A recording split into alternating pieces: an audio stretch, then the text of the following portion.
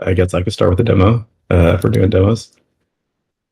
Um, I've been working on some improvements to our theming, um, and particularly around controls and filters. We have some rudimentary controls right now where you can change the background colors of the controls on the dashboard and the popover here. And the best way to kind of show some limitations of this is to kind of like pick like, I don't know, garish colors that like don't work well. So if you were to pick green, it's probably not necessarily a realistic color you may pick, but maybe there is a reason you want to do that. But you can see like text color doesn't quite come through. If you were to pick even like a medium gray for the popover, that's I picked a transparent color, sorry. Let's see if we do that again if it comes through. Not sure why it's looking like that, but you can see that, you're picking colors here. It doesn't work well. Let's try red. Let's see what's going on here. So yeah, so anyway, you start picking colors and the colors don't quite work well. And once you start touching any color, you kind of want to be able to touch all the colors because, you're trying to like theme these as a unit or working on something that's a little more harmonious. So kind of like in my local branch here, what you'll see is kind of restructuring some of these pieces and offering a lot more knobs for you to go tweak these pieces and get kind of a design that you want. So we kind of introduced some structure here to kind of collapse these because you'll see we'll have a lot more options. Tiles is kind of what we have right now already. I can expand these, but we have a couple new sections for controls, which are these here and kind of all the colors that you want to touch. Controls with a popover and the inputs inside of them. They're quite sophisticated and complicated components, so you do need a lot of little pieces to touch all the styles. And then we have kind of a new control for the buttons down here. I'm not going to go live tweak all these colors. It's hard to pick anything, but let me just kind of like walk through a couple that I put together locally here. So if we like apply like kind of like this natural theme here, hopefully it loads. You can see kind of like, better control of the uh, um, controls. We can change label color. We can change the color of the text inside these inputs now. Pop these over. There's like a subtle kind of like green color on the pop over. We can control the transparent buttons, the text inside these. Um, you can open these up and then it's loading very slowly right now, but you can kind of like control the token colors and the checkbox colors and all these little pieces to kind of like really dial in the design that you're looking for. There's a few more examples. There's like bubblegum, which is very pink. You can kind of invert the form fields based on kind of the styles that you want. And these work in kind of multiple places where you see, like our date filters are pretty complex. The icon colors are here, the pieces in here, and selecting the calendar controls. We still have some pieces to dial in, like these chevrons right here are actually background images. We need to go change how these work so they can inherit the colors.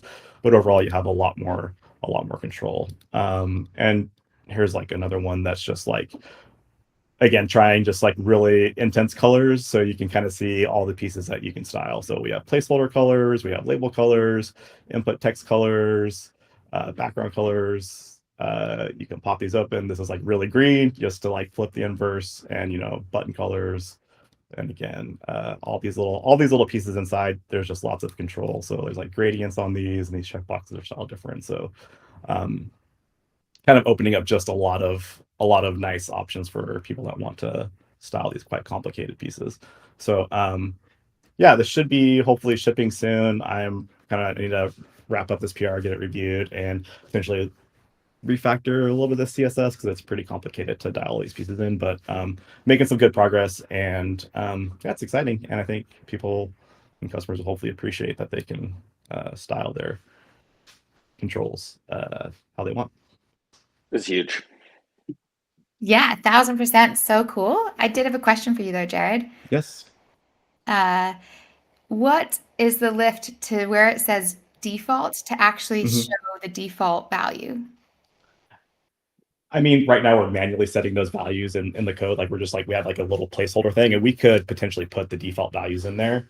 I mean, a next step after this is like putting in real controls for this. Like you don't want to type in hex codes all the time. If you have them, you want to type them in, but you want to put a color picker. And some accept numbers, and so you kind of want a little bit better inputs for working with numbers around radius. And so I think we have a lot of stuff to work in there. I agree. Maybe the default's not the best color, but I mean, like in my mind, the ideal state is it just like shows a color that it is. Like when you're picking color, it's like, oh, it's here's white for the background of the inputs by default, and then you can kind of come in and pick those colors as you want. But yeah, I mean, it's not a huge lift to go add in the actual colors. We could do it, but we use a lot of CSS variables for all of these, and so it's like a little bit of a misdirection. So we'd have to like go in and put the actual default value. So I mean, we could do it. It's not hard. If we think it'll be helpful, we should do it.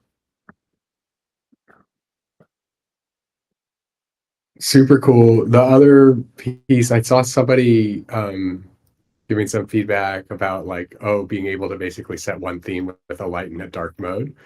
So that would be really cool here. Yeah, I would love if we could like do like even include like the light and dark base on this, because if you're kind of like getting a dark theme, you can set the URL parameter like prefers dark equals true, and you can kind of start from the dark theme, and then you may want to go switch a few things. It'd be nice if like the theme had the kind of a sense of which mode you're designing for. Do you have any thoughts on having like a simple mode where you just specify like 3 to 5 color swatches that map to like primary, secondary, and then Yeah. sort of automatically building out the rest from there? Yeah, I would love to go do that. I mean, there's like we're doing a little bit of that right now with like some of the new CSS color functions to kind of make some choices for people, but then browser support's not quite there yet. I would love to get there in the future where it's like you select a color and then we do a lot of intelligent things for you. It's not hard with the kind of the new CSS. There's some JavaScript libraries if we wanted to run something. I don't think we should run them in real time. I think it's expensive, like calculating colors all the time. But like when you're building the theme, if we could potentially, let you select a color and then generate some colors for you, it'd be a real nice improvement as well. Yeah, I think the main use case would be here are my 4 brand colors. Can we feed the spec into an LLM and let ChatGPT make us a theme? I'm sure there's good tools that'll like help us pick colors and pick complementary colors and everything. Yeah, it'd be real cool. It's like, generate a color palette for me is common tools across the internet, and it's not hard. But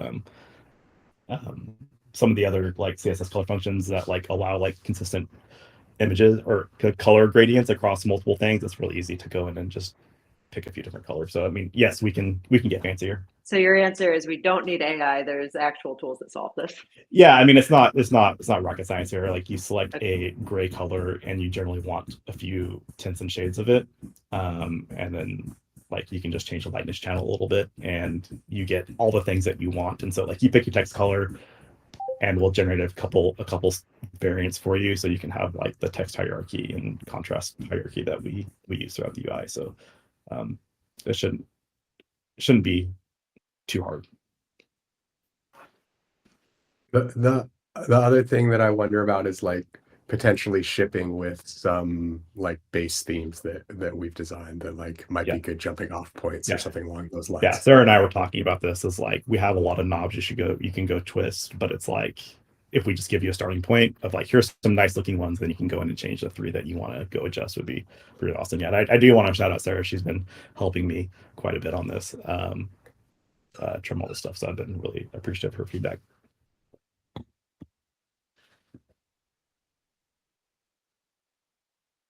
Yeah, I was going to say having a designer involved with a looker embed was always a warning signal.